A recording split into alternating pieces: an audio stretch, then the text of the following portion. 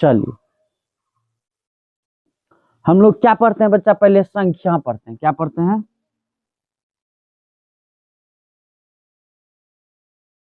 इसको अंग्रेजी में क्या बोलते हैं बताओ? नंबर। मन में है संख्या, जैसे 0 1 2 3 4 ये सब रहेगा तो क्या कहलाएगा? संख्या कहलाएगा। किसको बोलेंगे बच्चा? संख्या। अरे लड़की, तुम इतना लेट से कहाँ आती है जी रोज रोज? 7:30 में आओ। 3 4 -5 -3 -2 डॉट डॉट डॉट। इसी को बच्चा बोलते हैं संख्या। क्या बोलते हैं? संख्या। अब हम लोग जानेंगे कि संख्या दो प्रकार का, एक ऋणात्मक संख्या, एक धनात्मक संख्या ना। एक होता है ऋणात्मक संख्या,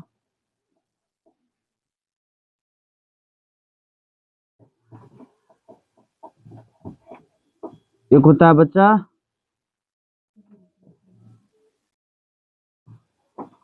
बोलो ऋणात्मक संख्या क्या? जिसके आगे माइनस का चिन्ह रहे, -1 -3 -4 डॉट डॉट।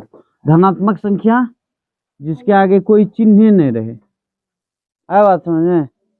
अब इसके आगे कोई चिन्ह ना है तो मतलब कौन सी का चिन्ह है जी? प्लस का चिन्ह। क्लियर हो गया?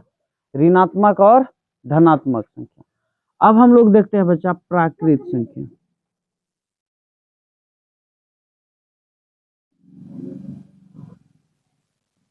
इसको n से सूचित किया जाता है। क्या चीज से सूचित किया जाता है? n बोले तो नेचुरल नंबर। क्या याद रखना है? n से सूचित किया जाता है, काम आएगा अभी, ठीक है? तो देखो किसको बोलेंगे बताओ? तो देख के बोलते हैं ना रे खुशिया। गिनती की संख्या, गिनती की संख्या को ही प्राकृत संख्या कहते हैं। जैसे क्या बताओ? गिनती कहाँ से करते हैं जी Saraswati Lakshmi? 1 2 3 4 dot dot dot, यहीं से ना गिनती करते हैं। ये हो गया प्राकृत संख्या। एक हम लोग देखते हैं पूर्ण संख्या। इसको जो है W से सूचित किया जाता है। किससे सूचित किया जाता है? W से। क्या बोलेंगे? क्या करो? गिनती की संख्या में, गिनती की संख्या में शून्य को मिला दो। किसको मिला दो? शून्य को मिला दो।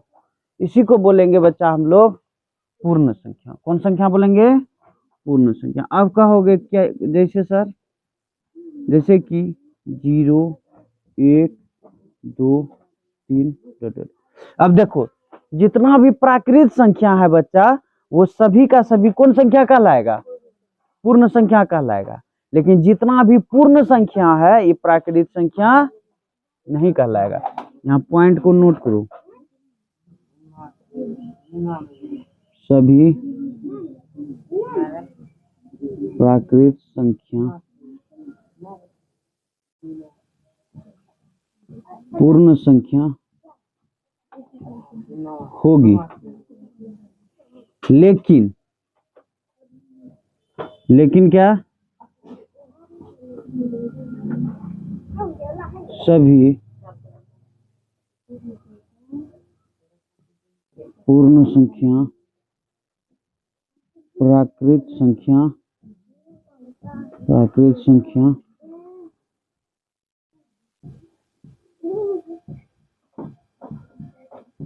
नहीं होगी, है ना? अब देखो हम लोग जानते हैं प्राकृत संख्या पूर्ण संख्या जान गए, सम विषम तो तुम लोग जान ही रहे हो। अब हम लोग देखते हैं भाज्य संख्या और अभाज्य संख्या।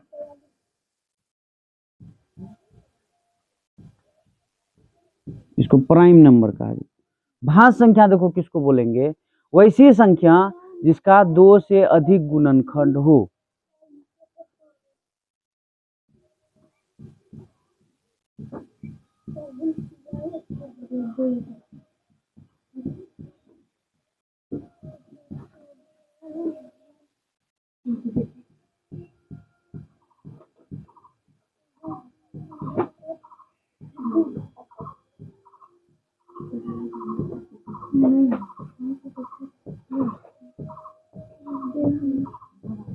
अब कहोगे सर दो से अधिक गुणनखंड, कहने का मतलब क्या हुआ आपका? कहने का मतलब यही हुआ बच्चा, जैसे 24 का गुणनखंड करो, करो 12 हुआ, फिर बोलो 6 हुआ, फिर बोलो 3 हुआ, फिर देखो 1 हुआ। कहने का मतलब यही हुआ कि देखो 3 भी गुणनखंड है इसका, 2 भी गुणनखंड है, 1 भी गुणनखंड है ना। और देखो इसको ऐसे भी लिख सकते हो, वैसी संख्या जो स्वयं तथा 1 के अलावा अन्य संख्या से भी विभाजित होता हो। जैसे देखो ये 3 से भी विभाजित हो रहा है 24, 8 से भी विभाजित हो रहा है, 12 का भी टेबल में मिल रहा है ना, मिल रहा है। तो इस प्रकार से जिसका भी 2 से अधिक गुणनखंड हो जाएगा, ए लड़का, 2 से अधिक जिसका भी गुणनखंड हो जाएगा वो सभी का सभी संख्या क्या कहलाएगा? भाज्य संख्या कहलाएगा। लेकिन यहाँ पे जो है हम लोग अगर एक संख्या 5 लेते हैं, क्या लेते हैं? 5, तो 5 का गुणनखंड करो, तुम लोग करो तो बोलो कौन पहाड़ा से? 1 पचे 5 ना, या 5 एकम 5। और बता जिंदगी भर तुम करते रह जाओगे, कोनो पहाड़ा में मिलेगा क्या? नहीं मिलेगा। तो इस प्रकार से इसका 2 से अधिक गुणनखंड हो ही नहीं रहा है। यहाँ पे देखो इसका क्या गुणनखंड, 1 2 3 4 5, 5 गो गुणनखंड हो गया। यहाँ देखो 1 2 2 गो गुणनखंड हुआ। तो 2 से अधिक गुणनखंड जिसका हो जाएगा वो सभी का सभी संख्या भाज्य संख्या कहलाएगी। ठीक है, जैसे कि 3, देखो 2 भी भाज्य संख्या ना है।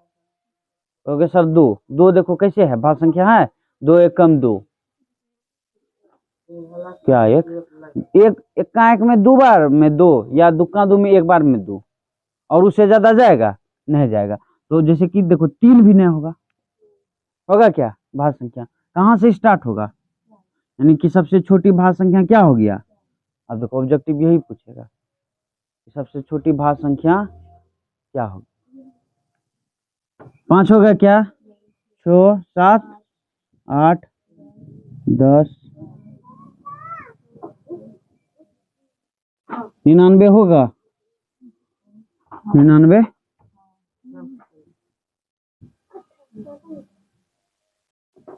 ना हो जाएगा जी, 99 का न होगा। 3 का परिणाम भी मिलता है, 11 का भी परिणाम मिलता है, न मिलता है तब।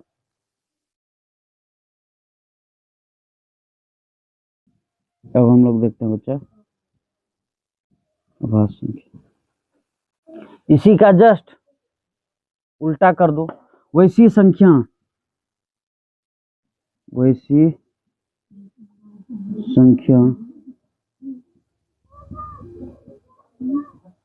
जिसका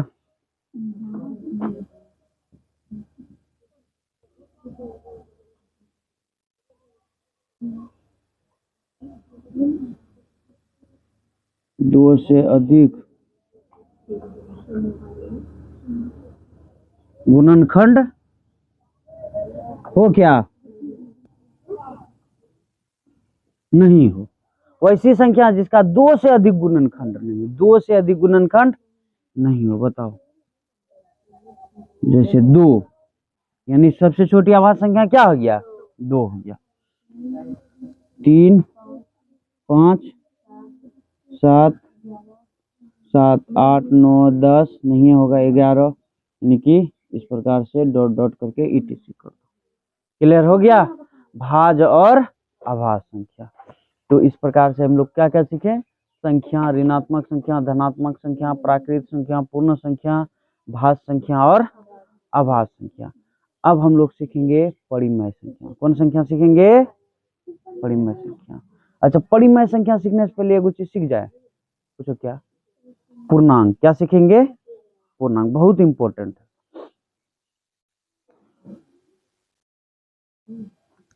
पूर्णांक,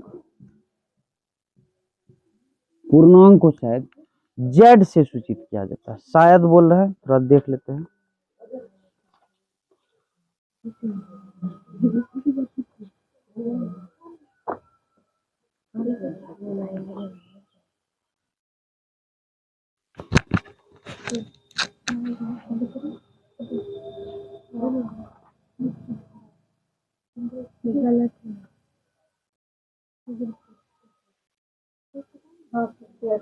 जेड से ना है ना। देखो पूर्णांक को जेड से सूचित किया जाता है, किससे सूचित किया जाता है बच्चा? जेड। डन। देखो पूर्णांक कहेंगे किसको, इजी समझो। देखो किसको कहेंगे? पूर्ण संख्या। देखो ये क्या हो गया, ध्यान दो, पहले एग्जाम्पल को समझो। जैसे कि मान के चलो कि हम लोग लेते हैं क्या, पूर्ण संख्या को लेते हैं। किसको लेते हैं? जैसे 0 1 2, इसको यहां लिखें, जैसे 0 1 2 3 4, ये कौन संख्या हो गया? पूर्ण संख्या ना हुआ, 0 1 2 3 4। और इसमें क्या कर दो, प्राकृत संख्या को भी मिला दो। किसको मिला दो? प्राकृत संख्या। प्राकृत संख्या क्या क्या हो जाएगा बताओ? एक। अच्छा, प्राकृत संख्या मिलाने से पहले क्या करो, प्राकृत संख्या का ऋणात्मक मान मिला दो। प्राकृत संख्या ले लो, लेकिन इसका ऋणात्मक वाला वैल्यू, ये वाला, यानी -1 -2 -4 ... etc है ना। तो इसी को बोलेंगे बच्चा हम लोग क्या? पूर्णांक। किसको बोलेंगे पूर्णांक बताओ? यानी ये हो गया तुम्हारा पूर्ण संख्या ना हो गया जी। ये क्या हो गया बच्चा?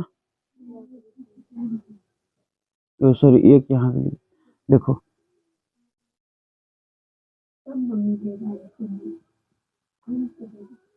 ये हो गया प्राकृत संख्या का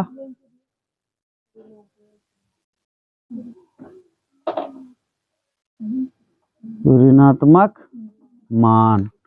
इसी को बोलेंगे बच्चा पूर्णांक। क्या बोलेंगे? यानी पूर्ण संख्या तथा प्राकृत संख्या के ऋणात्मक मान को ही पूर्णांक कहते हैं। क्या निष्कर्ष निकला? ये राम कितना गंदा लगता है।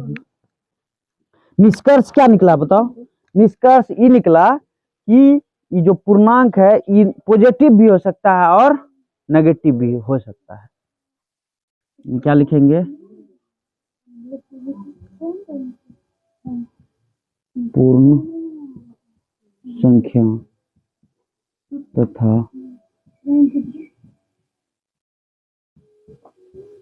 प्राकृत संख्या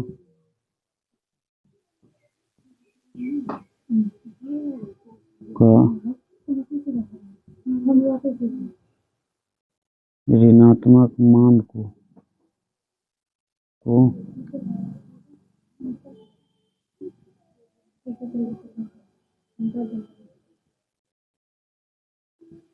पूर्णांक कहते हैं। पूर्ण संख्या तथा प्राकृत संख्या का ऋणात्मक मान को पूर्णांक कहते हैं।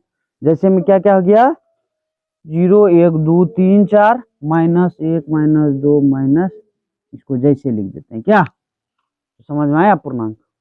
चलो अब हम लोग समझेंगे परिमेय संख्या और अपरिमेय संख्या। पहले आप लोग इसको लिखिए। हो गया बाबू आप लोगों का? बनाना है अभी तक से रे? बाप रे बाप, इतना ठू करने में तुम लोग को इतना देर लग गया।